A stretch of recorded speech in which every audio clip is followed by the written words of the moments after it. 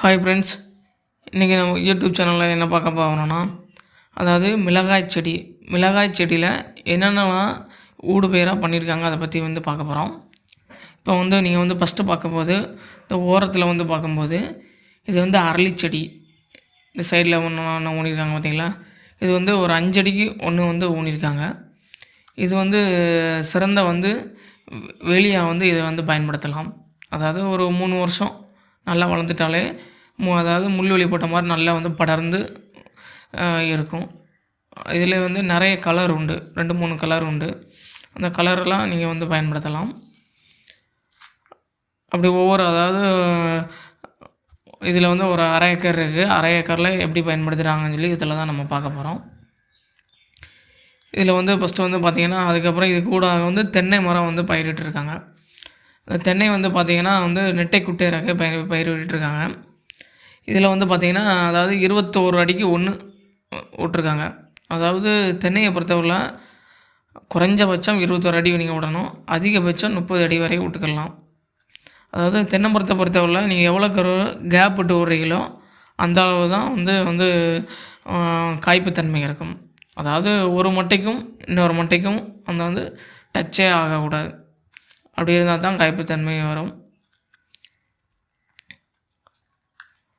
அதுக்கப்புறம் பார்த்திங்கன்னா, இந்த தென்னை மரத்து ஊடாக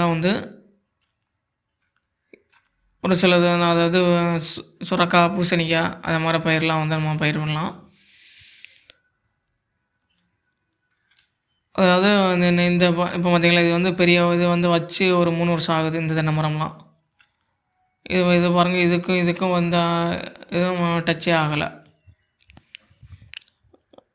அதுக்கப்புறம் இதுலேயும் பாருங்கள், அதாவது வாய்க்கால் பாசனம் போட்டு வாய்க்காலில் சென்றாக நம்ம தென்னை மரம் ஊனியிருக்கோம். சைடில் நம்ம பச்சை மிளகாய் செடி நட்டிருக்கோம்.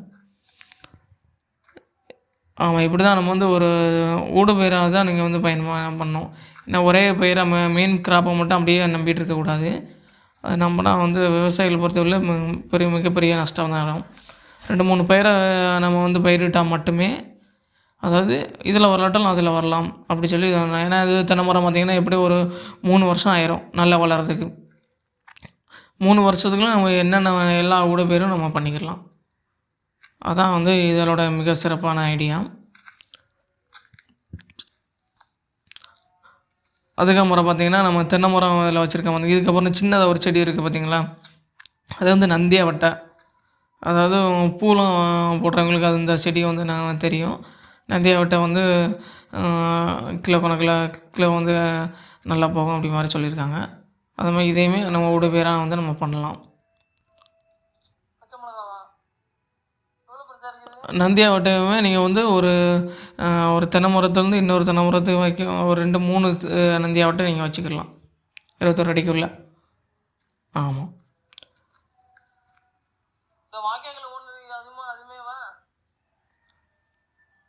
அதுக்கப்புறம் தென்னை மரத்தை நடுறது மட்டும் பிரச்சனை இல்லை.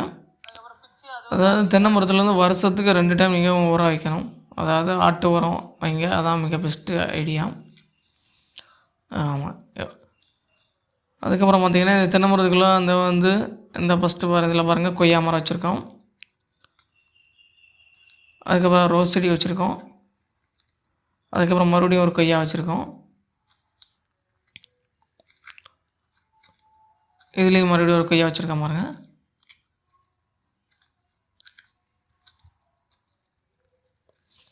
அப்படியே ஒவ்வொரு இதாக கொஞ்சம் நம்ம பண்ணிக்கலாம். அதாவது தென்னை மரத்துக்குள்ளே கொஞ்சம் நிழல் படாமல் கொஞ்சம் முன்னாடி கொஞ்சம் வச்சிங்கன்னா கொஞ்சம் நல்லாயிருக்கும்.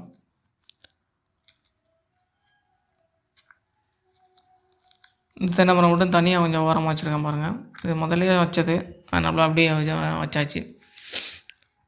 ஓகேவா ஃப்ரெண்ட்ஸ்? அதுக்கப்புறம் இதை போகின்ற வேறு எதுவும் வீடியோ எதுவும் தேவைப்பட்டால் நம்ம கமெண்டில் பதிவு பண்ணுங்கள். உங்களுக்கு நான் அடுத்து மிக சிறப்பான வீடியோவாக நான் பதிவிடுகிறேன். மேலும் விவசாயம் சார்ந்த தகவலை தெரிந்து கொள்ள நம்முடைய யூடியூப் சேனலை லைக் பண்ணுங்கள், ஷேர் பண்ணுங்கள், சப்ஸ்கிரைப் பண்ணுங்கள். விவசாயிகளுக்கு தேவையான தகவலை நான் தொகுத்து வழங்கிட்டு இருக்கோம்.